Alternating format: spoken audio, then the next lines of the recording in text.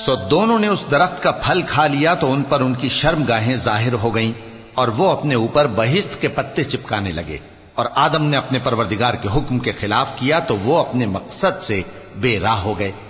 پھر ان کے پروردگار نے ان کو نوازا تو ان پر مہربانی سے توجہ فرمائی اور سیدھی راہ بتائی۔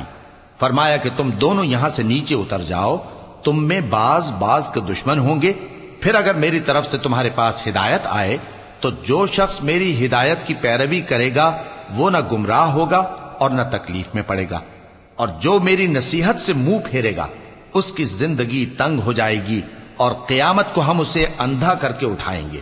وہ کہے گا کہ میرے پروردگار، تو نے مجھے اندھا کر کے کیوں اٹھایا؟ میں تو دیکھتا بھالتا تھا۔ اللہ فرمائے گا کہ ایسا ہی چاہیے تھا، تیرے پاس ہماری آیتیں آئیں تو تو نے ان کو بھلا دیا، اسی طرح آج ہم تجھ کو بھلا دیں گے۔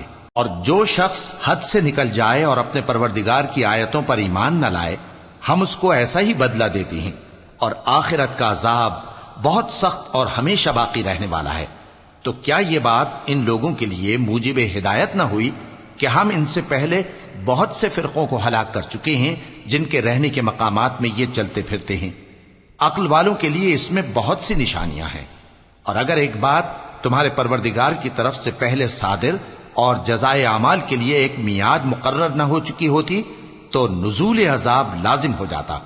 پس جو کچھ یہ بکواس کرتے ہیں اس پر صبر کرو، اور سورج کے نکلنے سے پہلے اور اس کے غروب ہونے سے پہلے اپنے پروردگار کی تسبیح و تحمید کیا کرو، اور رات کی کچھ گھڑیوں میں بھی اس کی تسبیح کیا کرو، اور دن کے مختلف اوقات یعنی دوپہر کے وقت بھی، تاکہ تم خوش ہو جاؤ۔ اور کئی طرح کے لوگوں کو جو ہم نے دنیا کی زندگی میں آرائش کی چیزوں سے نوازا ہے تاکہ ان کی آزمائش کریں، ان پر نگاہ نہ کرنا، اور تمہارے پروردگار کی عطا فرمائی ہوئی روزی بہت بہتر اور باقی رہنے والی ہے۔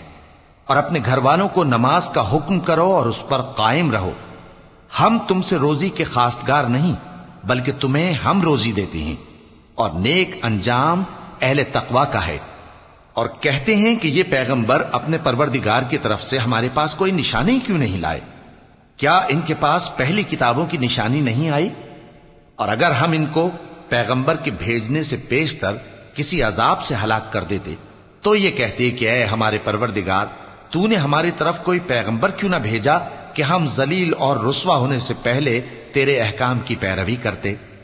کہہ دو کہ سب نتائج اعمال کے منتظر ہیں، سو تم بھی منتظر رہو، ان قریب تم کو معلوم ہو جائے گا کہ دین کے سیدھے رستے پر چلنے والے کون ہیں اور جنت کی طرف راہ پانے والے کون ہیں، ہم یا تم۔